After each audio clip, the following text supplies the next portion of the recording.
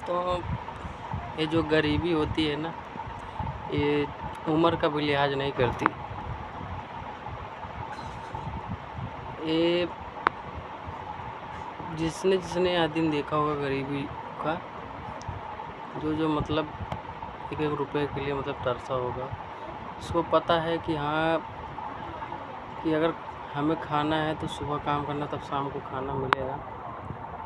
उससे आप पूछेंगे कि गरीबी क्या होती है। और जिसको तो बाप दादा मतलब बना के चले गए, उसको मिल जा रहा है, तो वो बड़ी बड़ी बातें करेगा ही, क्योंकि उसने वो हालात देखे नहीं हैं, वो हालात सहे नहीं हैं, उस हालात का सामना नहीं किया है। इसीलिए आप उन्हें देखेंगे कि वो हमेशा एक मतलब अकड़ में ही रहते हैं, क्योंकि वह उस परिस्थिति से गुजरे नहीं हैं। और मैं आप लोगों से चीज़ बता देता हूँ कि मैं किसी को पर्सनली नहीं कह रहा हूँ, कि जीवन में जिसने उस परिस्थिति को जैसे झेला होगा, गरीबी को, उसको आप हमेशा देखेंगे एक नम्रता से, एकदम विनम्र। कोई कुछ बोलता भी है तो वो सीधा अपने आप मतलब चला जाता है। क्या उसको अपने आप में मतलब यह नहीं लगता होगा कि नहीं, क्या मेरी कोई औकात नहीं। इससे बहुत से लोग हैं जो थोड़ा मतलब बन जाते हैं, पैसे वाले हो जाते हैं, तो अपने से छोटे लोगों को जो थोड़ा मतलब जैसे पैसे से कम रहते हैं, को कोई बात हो तो औकात की बात करते हैं। तो दोस्तों, औकात सबकी होती है अपने आप में। कोई खुद कमाकर अपनी औकात बनाता है, तो किसी के दादा परदादा बनाते हैं, तो वो औकात की अलग बात हो जाती है। दादा परदादा द्वारा बनाई गई औकात और खुद के दम पर बनाई गई औकात, दोनों में बहुत अंतर है। जो खुद से आदमी अपने आप को बनाता है, अपने आप को उस एरिया से जब निखारता है, आगे बढ़ जाता है, तब उससे यह चीज़ समझ में आता है कि मैंने किस दर्द को झेला है, किस दर्द से मैं मतलब इतना उठकर ऊपर आया हूँ।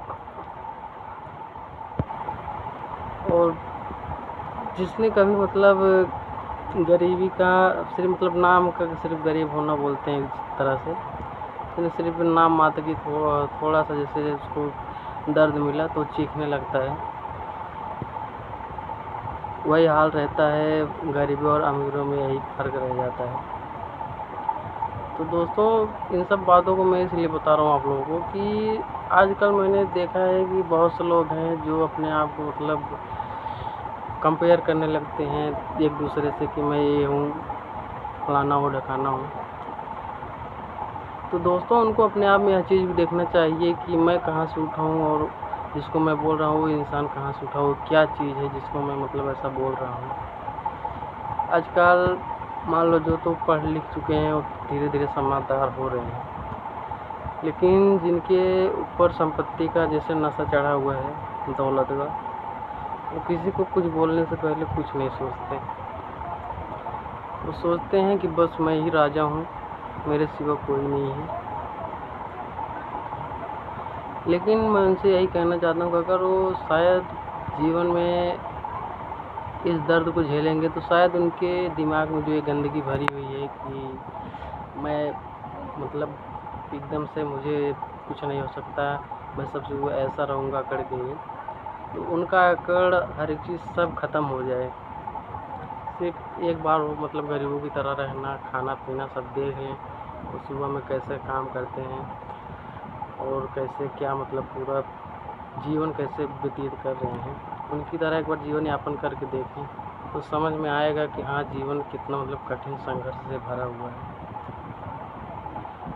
तो दोस्तों, ये सब बात मैंने इसीलिए किया कि मैं देख रहा हूँ ये चीज़ें, तभी मैंने आप लोगों से मैंने कहा शेयर करना चाहिए, तो मैंने ब्लॉग के माध्यम से आप लोगों के बीच में शेयर कर दिया है।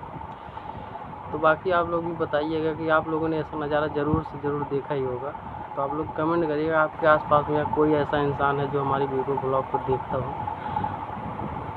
भाई, अकड़ के नहीं चलना चाहिए। कभी किसी को ऐसे देखो हालात में, तो उससे ऊपर बेवजह गुस्सा नहीं होना चाहिए, क्योंकि इंसान सभी हैं। जिसके अंदर इंसानियत होती है, उसी में भगवान भी होते हैं।